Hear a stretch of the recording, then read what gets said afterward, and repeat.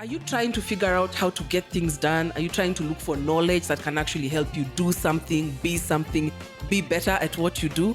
Hi, I'm Joyce Mbaya, founder of Zydii, where we provide affordable online courses for Africa. This is the place for you, the Zydii podcast, where we have inspiring conversations with amazing people. And the ultimate goal is to help you know more so you can do more.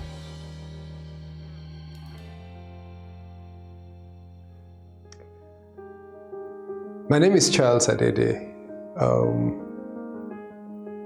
don't know how to describe myself exactly, but perhaps it's enough to say I'm a human being.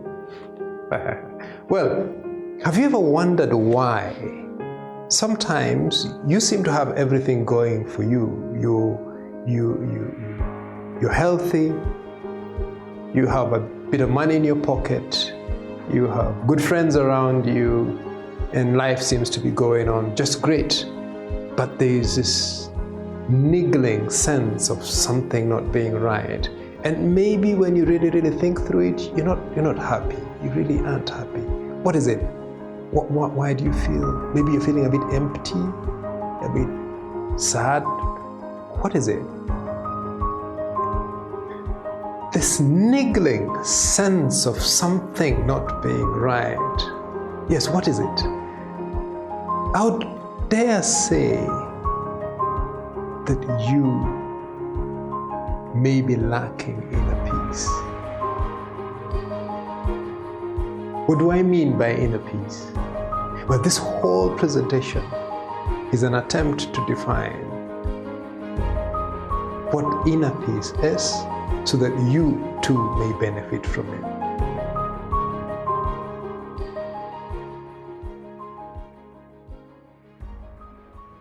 I'm going to start by reading a poem I once wrote some time back. The poem is entitled Peace. I have found peace under my leaking shelter, on a cold and wet night, on an empty stomach and a diseased body.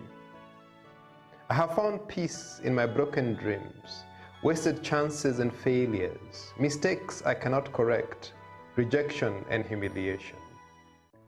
I have found peace in compromises and excuses, lies and half-truths, rationalization and justification, silence and cowardice, ignorance. I have found peace alongside fear, when the odds are immense, threatening to overwhelm me, and I cannot turn back and run, but must go on to the end. I have found peace in war, when guns are roaring, blood's flowing and death calling and children screaming, terrified, but I cannot help them. I have found peace in thunderstorms and quakes, hurricanes and typhoons, floods and volcanoes, El Nino and La Nina. I have found peace flourishing on stony ground, where has failed to thrive the cherished seed of love, choked in its own passion, nor the seed of long suffering, without the water of hope, nor the seed of kindliness, scorched by the heat of adversity, nor any other seed. I have found peace, sweet peace, where only peace could endure. I have found peace in me.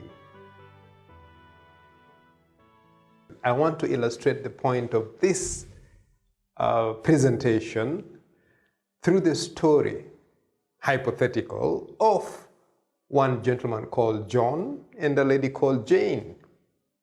So John, let's say he's 40-ish, he's married, he has two beautiful children, healthy, loving, they're going to school, the wife loves him quite a bit, he is very well educated.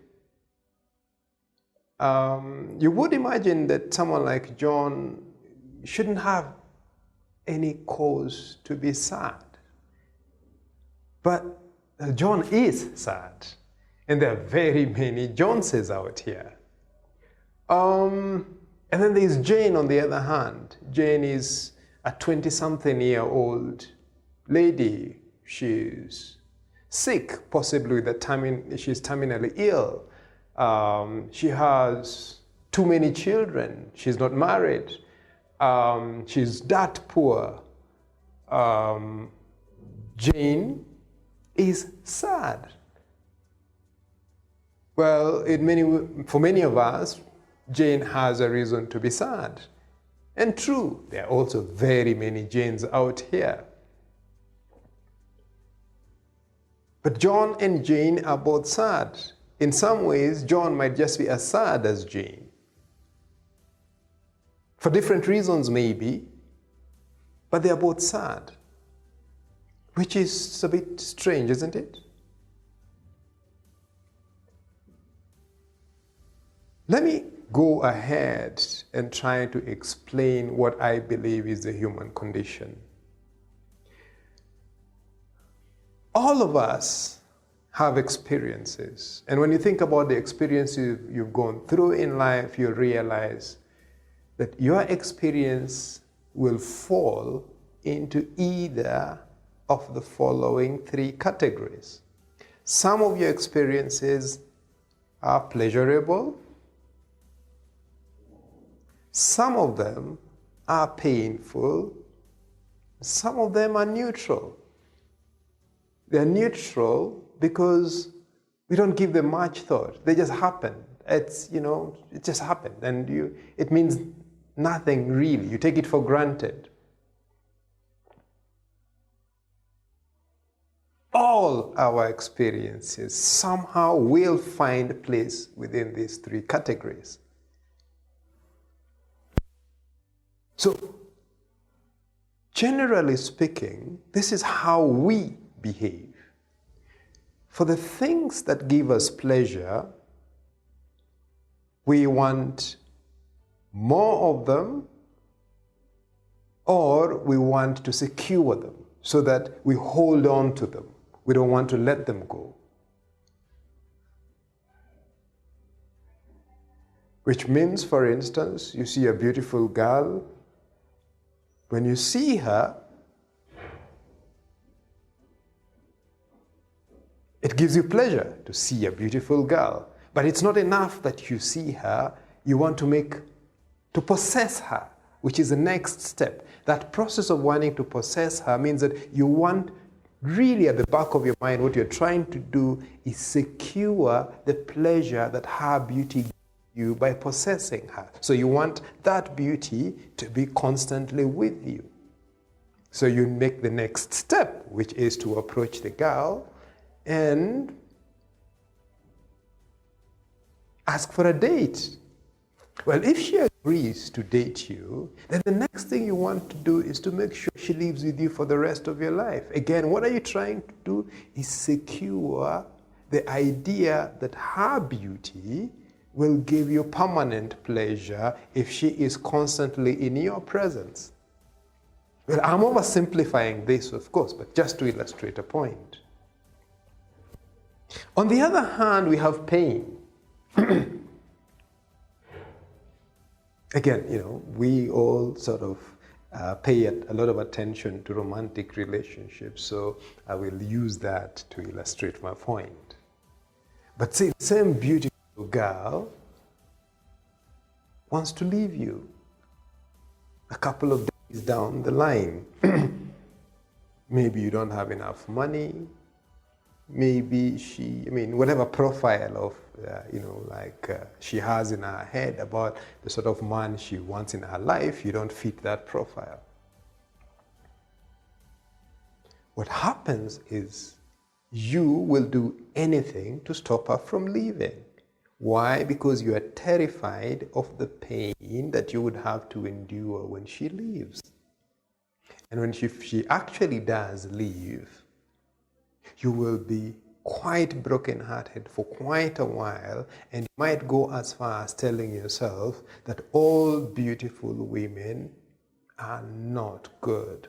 Why? Because they break hearts. And therefore, you do not want to relate with any woman again. Why? Because you don't ever want to face that sort of pain again. So again, how you have basically interpreted this whole situation and come to the conclusion that to avoid further pain, I will never relate with beautiful women. The point you're trying to make to yourself here is that you never ever want to face pain, and you want to make it a permanent position. In other words, beauty, the things that bring us pleasure, we want to embrace them, have more of them, secure them. The things that bring us pain, we want to flee from them or stop them entirely.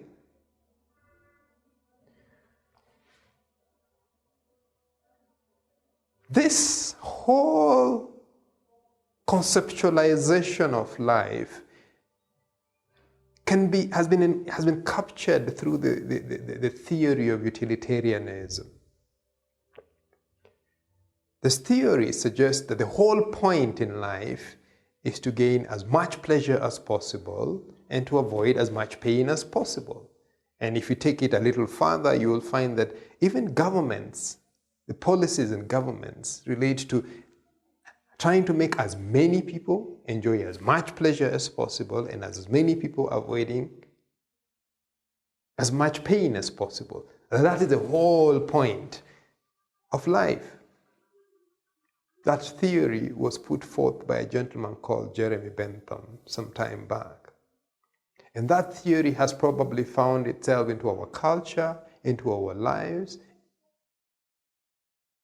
Or maybe it hasn't really, it's nothing new. He just gave a name to what the human condition really is and just accepted that it is the human condition. And that's how we ought to live. But what is the truth about life? One of the very basic truths about life is that everything changes. Everything changes. Every day, every hour, every minute, every second, there is something changing. There's nothing that remains static. It's an absolute truth, really. We can't run away from it.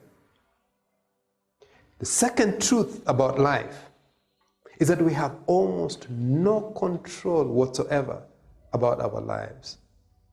Despite all appearances to the contrary, despite our attempts to believe that we do have serious control and it's up to us to change things and make things work, we have very little control, to be honest. Think about it. Did you decide when you were going to be born? Did you decide where you were going to be born? Whether you would be born a man, a woman? Whether you'd be born white, black, colored, Asian? Do you have any control as to when you will die? Do you have any control, real control, as to who you will marry? All these things are beyond our control when you really, really think about them. So without necessarily sounding defeatist, we do have to acknowledge that our role sometimes is just restricted to living a life that was handed to us the best way we know how. In other words, or in some ways, you actually just react. Touching on that as well, or closely related with the fact that everything changes, is the fact that nothing is permanent. We are here today, we will not be here tomorrow.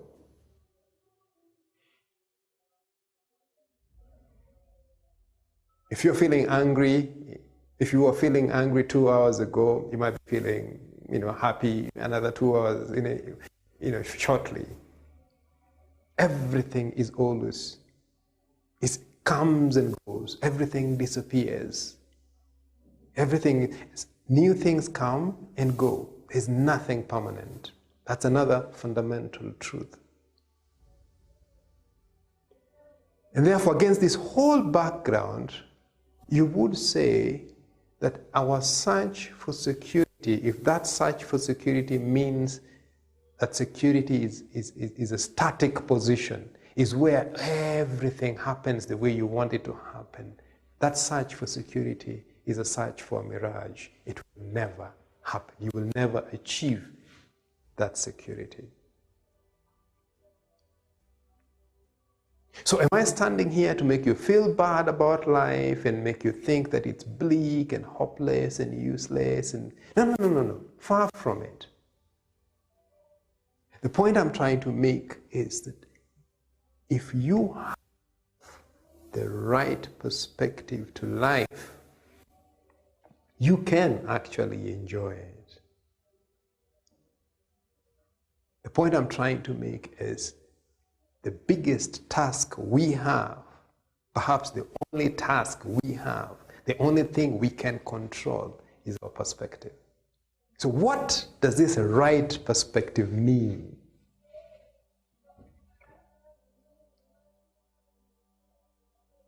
I think the first thing we all need to do is to agree that if you have no control or very limited control about the things in your life, then a lot of the things that happen in life are not a reflection of who you are.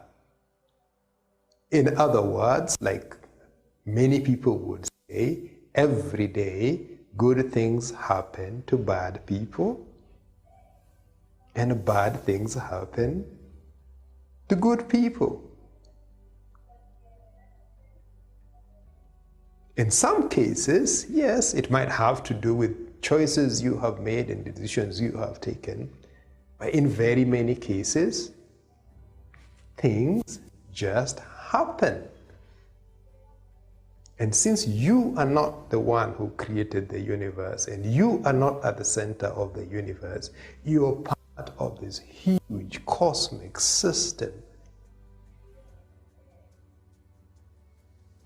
So you have to admit that whatever ideas you have about who you are and your position in life, they might just be in your head. So the first point is to change your perspective by beginning to accept and acknowledge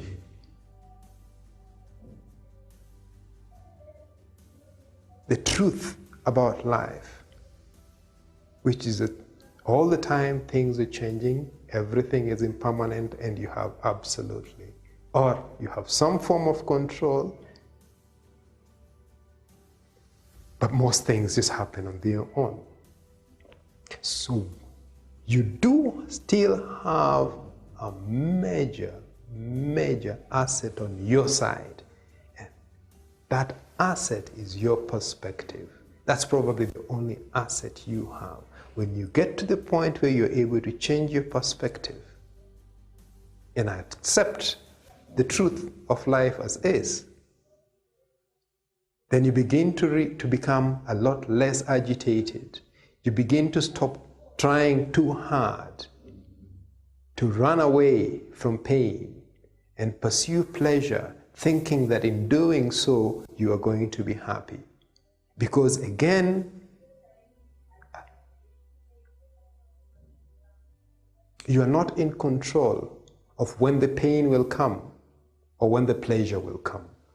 These things happen to each and every one of us. So you need to accept them, that they happen, but when you do change your perspective, they will have a less adverse effect on your life.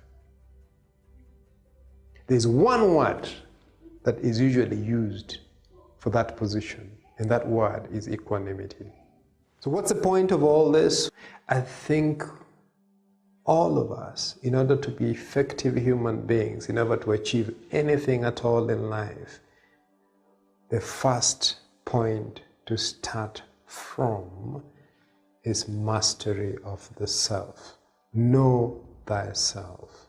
And when you truly know yourself and you have mastery over yourself, the world or life itself becomes very manageable. And if you have mastery over yourself, then even if you need to do something, if you need to lead people, if you need to achieve anything out there, then you have no baggage. You will be effective. This week's episode has come to an end, but the fun doesn't have to stop here. If you have any questions, suggestions, or feedback, head over right now to Twitter and Facebook and like and share, comment, get involved. Let us know what you think, what you want to learn next, and join us next time.